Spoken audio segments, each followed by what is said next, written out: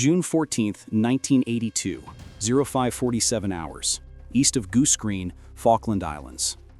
A thin layer of fog hugged the cold peat soil as British armored crews prepared for what looked like the final push of the night. Engines grumbled softly under tarps.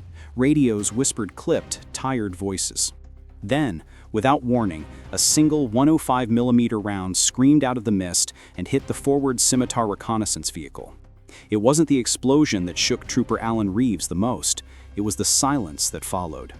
No turret traverse, no commander's call, just a dead, still shape, metal twisted, smoke curling upward like a warning. Reeves ducked behind the glacis plate of his own vehicle, pulse thundering in his throat. Where the hell did that come from, he muttered to no one, and for a brief moment, as another round cracked off a neighboring ridge, he wondered the unthinkable. Was there something out there faster than a human could even react to? The truth? No one fully grasped it then. But decades later, generals, engineers, and military theorists would point back to moments like this, moments where human reaction times simply couldn't keep up, and say, this is why the unmanned turret was inevitable. You can almost feel the cold metal beneath Reeves' gloves as he swings the Scimitar's small turret, desperately trying to find the firing position. The vehicle shudders, the wind cuts across the open grassland. Somewhere out there, an enemy gunner is already loading the next shot, working faster than any British crew can respond. Human eyes, human hands, human fear. All working inside a cramped turret where a single penetrating round means instant death. That's the problem, and it always has been. Inside tanks from the Somme to the Sinai, young men sat shoulder to shoulder in steel coffins, breathing cordite, sweating diesel, trusting that their armor would hold a little longer than the enemy's aim. But in the darkness of that June morning, as Reeves' commander shouted for smoke and engine revs rose into a howl, the vulnerability of manned turrets had never felt clearer. A direct hit didn't just take the gun out of the fight, it wiped out the people inside it. And as British armor pulled back to regroup, something else was happening far away. In design bureaus in Sweden, research labs in the US, and quiet engineering cells in the Soviet Union. The question had already been planted. What if the turret didn't need anyone inside it at all? Imagine that, a turret that didn't contain a beating heart, a turret that could take a hit, multiple hits, and keep fighting. A turret that reacted faster than a human could blink. Reeves didn't know it, but the shot that killed his sister vehicle was part of the world's final era of purely human-run turrets. The age where men sat inside giant guns because no one had built a safe enough alternative yet. But in the years that followed, the tank world would change forever. Some would resist it. Some would call it madness. Others would say tanks without men in the turrets were not tanks at all. But the battlefield had already given its verdict. And soon, the machines would answer. Because the next breakthrough didn't come from armor. It came from something far more unexpected and far more terrifying. A weapon system that proved human reaction time was no longer enough. August 7th, 1991, 14:32 hours, somewhere along the Kuwaiti border. The desert heat shimmered like a living thing. A column of M1A1 Abrams tanks moved in disciplined silence, their engines producing a low, heavy rumble that felt more like a heartbeat than a machine. Staff Sergeant Daniel Harper perched in the gunner's seat, eye pressed to the sight, gloved fingers resting lightly on the controls. He could taste dust on his tongue. He could hear the faint clatter of loose equipment in the hull. Everything else was focus. Tight, absolute focus. Then, without warning, the sky lit up. A streak of fire, clean, impossibly fast, cut downward toward the convoy. The crew barely had time to register before it slammed into the desert floor, a few meters short of the lead tank. Sand erupted in a violent plume.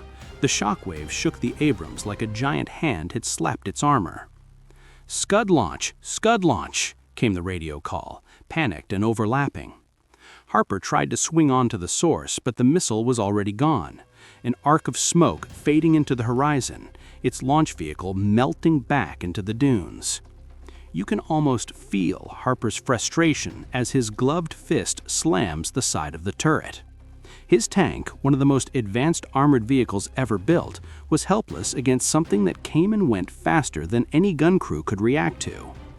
And that moment, as trivial as it seemed in the chaos of the Gulf War, proved something far bigger. The future would belong to whoever could remove the weaknesses of human speed, human fragility, and human reaction time. Engineers had whispered this idea for decades, but now the battlefield was shouting it. Humans were becoming the slowest part of the machine. That realization didn't just stay in the desert. It swept into briefing rooms, R&D labs, and classified conferences across NATO, Russia, and China. On a whiteboard in a Pentagon sub-basement, a colonel drew a line under 3 words: remove the crew. Not because crews were unskilled, not because they were unreliable, but because modern weapons moved faster than any person could ever hope to counter. A tank with men in the turret had limits. A tank without them did not. The idea sounded insane, almost sacrilegious. Tanks had always been human machines, places where sweat, instinct, and courage met steel. But then came the system that forced everyone to reconsider. 1994. The unveiling of the Russian BMP-T prototype. Not yet the Terminator, not yet the battle-ready monster that would terrify analysts decades later. Just an early concept, a vehicle bristling with autocannons, grenade launchers, missiles, and a turret that didn't need a single man inside it. Western observers called it radical. Some said it was too ahead of its time. Others laughed. But the smart ones, quiet, serious men in dark suits, realized something. This wasn't a vehicle. It was a warning. The future wouldn't just be unmanned turrets. It would be turrets that could move, aim, track, and fire without human hesitation. Because what happens when an enemy drone locks onto your tank in 0.3 seconds? What happens when an anti-tank missile homes in at Mach 1.5? What happens when the battlefield no longer waits for human reaction time? You either adapt or you die. While Russia pushed bold but brutal concepts, another revolution was forming quietly, almost invisibly, inside Swedish labs. Enter the CV-90. Its early models still had humans in the turret, but its designers were whispers ahead of everyone else. They understood something profound. If you take men out of the turret, you don't just save lives, you free the tank from its oldest design constraints. Suddenly, the turret could be smaller, lower, harder to hit, armored from angles previously impossible, packed with electronics instead of bodies. And then came the real breakthrough. Stabilized, fully remote-controlled weapon stations, systems so smooth and precise that the gunner could fire accurately while bouncing across rough terrain at full speed. You weren't just moving the gunner deeper into the hull, you were giving him superhuman vision, thermal, laser range finding, auto-tracking. You were turning his turret into something faster, colder, more precise than human hands could ever match. A man in a turret could be killed by a single lucky shot. A man buried safely in the hull, he could survive almost anything. It was a quiet revolution, a creeping one, and most armies didn't even realize how far it had gone until it was too late. Back in the deserts of Kuwait, Harper didn't know any of this. He was still wiping sweat off his brow, still tracking phantom threats through a sight that suddenly felt too slow, too human, too outdated. But somewhere deep inside the U.S. Army's Armor Center at Fort Knox, an engineer circled a phrase on a report about that Scud incident. Unmanned turret response times projected to exceed manned systems by 40 to 60%. A simple note, almost innocent, but it was the start of a design philosophy that would eventually birth the Abrams SEP-V3's remote weapon station, the Israeli Carmel program, the German Kf-51 Panther, and dozens of future tanks where the turret would be a machine's domain, not a man's. The shift had begun. And then, just when engineers thought they understood what unmanned turrets meant, a new threat emerged, one that would force every army on Earth to evolve even faster. It didn't come from tanks. It didn't come from missiles. It came from something smaller, quieter, and far more deadly. A threat that proved once and for all that the age of humans sitting in turrets was ending. Because the next battlefield tiller didn't fire shells. It hunted heat, sound, and motion. And it never missed. October 18th, 2016, 22:14 hours. Donetsk Oblast, Eastern Ukraine. The night was unnaturally quiet. Too quiet. A lone Ukrainian T-64BV sat hull down behind the ruins of an abandoned factory. Frost coated the metal like white dust. Inside the turret, Sergeant Mykola Hegrabin leaned against the breech, listening to the engine idle through the steel floor. The sight screens showed nothing but dark fields and dead buildings. Then he heard it. A soft, insect-like whine above the tank. Not the roar of a jet, not the thump of a helicopter. Something smaller, something deliberate. Mykola's gunner, Danilo, pressed his ear to the composite wall. "Drone," he whispered. The word hit like ice. They knew what was coming. The crew scrambled, commander slapping the spotlight controls, gunner trying to elevate the main gun for a visual, driver punching reverse. But it was already too late. From the darkness came a flicker of light, no bigger than a spark. Boom! A shaped charge detonated from above, punching through the turret roof like it was paper. The blast didn't care about armor thickness. It didn't care about speed. It didn't care about bravery. The drone had found its target, chosen the weakest spot, and killed the turret crew instantly. No warning, no chance to fight back, no human reaction fast enough to matter. Analysts later identified the attack as a modified commercial quadcopter carrying a small anti-armor munition, cheap, silent, and terrifyingly precise. This wasn't a missile costing tens of thousands of euros. This was a drone you could buy off the shelf, flown by a soldier with a controller no different from a gaming console. And that's when every military finally admitted the truth. The turret was no longer the safest place in a tank. It was the most dangerous. Because drones didn't aim for the hull. They aimed for the turret roof, the hatches, the optics, the crew. Everything that made a manned turret functional also made it vulnerable. Years earlier, armies worried about missiles, artillery, or other tanks. Now they were being stalked by machines the size of dinner plates. And these drones didn't blink, didn't flinch, didn't wait. They hunted. Inside research labs across Europe and the United States, engineers pulled up footage of drone strikes again and again. Frames slowed, trajectories analyzed. A pattern emerged. Drones didn't attack tanks, they attacked the people inside them. If there was no one inside the turret, the drones had nothing to kill. Suddenly, the unmanned turret wasn't just about better tracking, or faster reaction, or smarter sensors.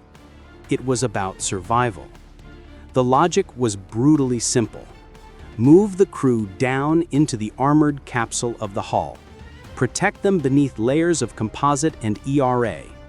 Let the turret be nothing but machinery, sensors, armor, ammunition, electronics.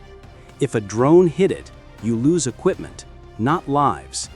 For the first time since the First World War, turret design was no longer about ergonomics or crew placement. It was about building a sacrificial, replaceable weapon system, a lethal machine perched above an armored citadel. The emotional resistance evaporated. Tankers who once said, "No one will trust a turret they aren't sitting in," quietly changed their minds after watching drone footage where entire crews died before they even saw the threat. The battlefield had made the decision for them. And in Israel, where tank survival was practically a national obsession, the answer appeared first in physical form. The Merkava Mark IV's Trophy APS. Not an unmanned turret yet, but a vital piece of the puzzle. A system that didn't wait for a human gunner to yell, "Missile!" It detected, tracked, calculated, and fired all before the crew even knew they were being targeted. It proved something profound. Machines could protect humans better than humans could protect themselves. When paired with remote weapon stations, digital optical feeds, and hull-mounted crew capsules, the path became obvious. The future wasn't just unmanned turrets. The future was fully autonomous protective turrets, hard kill shields watching the tank from every angle. And yet, the real leap, the true turning point, came from a place no one expected. Not Israel, not the US, not Russia, but Germany. Because in a quiet unveiling at Eurosatory, Rheinmetall rolled out a prototype that made every tanker in the world stop and stare. A tank that looked wrong, alien, almost unsettling. A turret so angular, so compact, so machine-like that veteran commanders whispered, "Where do the crew even sit?" The answer was, they didn't. Because the KF-51 Panther's turret wasn't built for humans. It was built for the battlefield of tomorrow. And inside it was a secret that would push the tank world into a new era. A capability so advanced that old commanders couldn't decide if it was genius or reckless. The kind of leap that changes wars. But what exactly was in that turret? And why did generals react with both excitement and fear? The answer would redefine what a tank even is. June 13, 2022. 09:41 hours. Paris, France. Eurosatory Defense Expo. Under the harsh show lights, a matte gray shape sat on a raised platform, almost predatory in its stillness. Cameras clicked. Journalists murmured. Generals leaned in with quiet, suspicious fascination. The turret, if you could even call it that, looked nothing like the towering steel domes of the Cold War. No commander's hatch, no gunner's cupola, no periscopes, no sight blocks, no thermal viewers poking out like eyes. Just smooth armor, sharp geometry, and a single enormous main gun protruding like a spear. The KF-51 Panther. A tank built around a concept so radical, it felt like a machine from another timeline. Inside the crowd, Colonel Erich Neuhaus, a 25-year German armor veteran, stood with arms crossed. You can almost picture his expression shifting between awe and unease as he studied the machine. Because he knew what he was looking at. A turret designed entirely for machines, not men. Where older tanks had to place humans near the gun to load, aim, and fight, the Panther's turret was a sealed, armored pod of electronics and actuators. Autoloaders handled the 130mm main gun. Digital optics fed directly into high-resolution crew displays far below in the hull. Artificial intelligence assisted with target selection. Sensors stitched together a full 360-degree awareness bubble.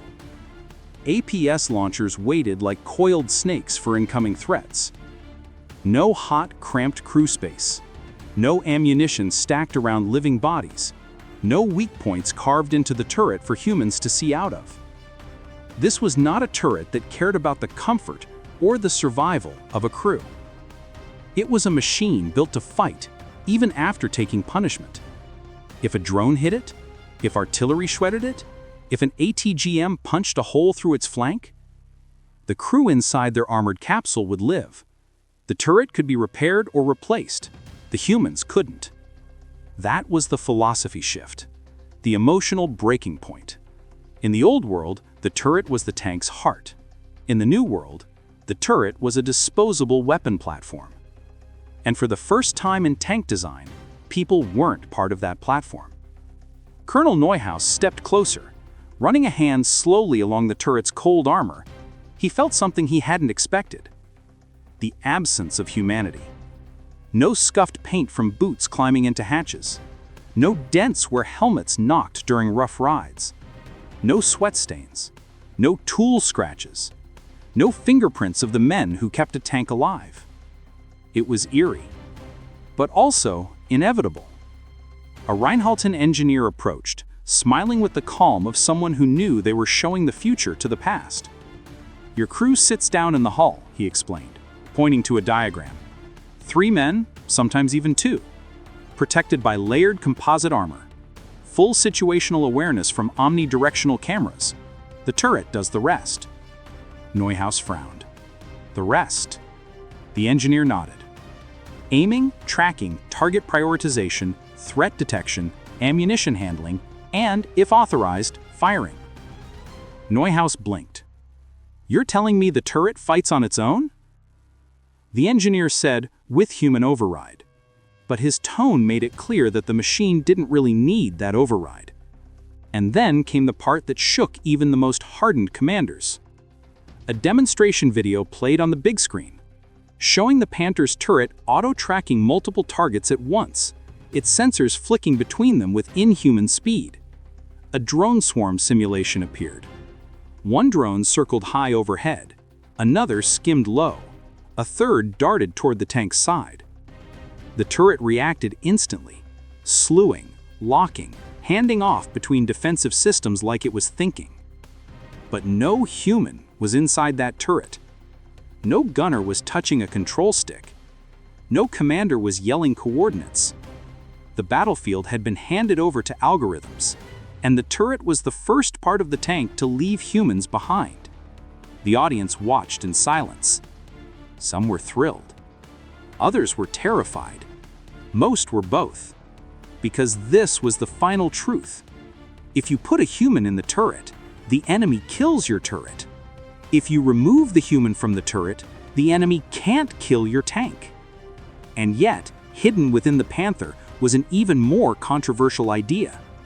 A feature that military analysts whispered about in hallways, never fully confirmed, but hinted at in enough documents to make tank crews uneasy. A feature that could change how wars are fought, and who, or what, makes the decision to fire the first shot. Something waiting deep inside the Panther's digital brain. Something that could turn an unmanned turret into an autonomous hunter. And one nation, thousands of miles away, was already testing that concept under real combat conditions. What they created would push the world into the next and most dangerous evolution of the unmanned turret. The leap from remote-controlled to self-directed.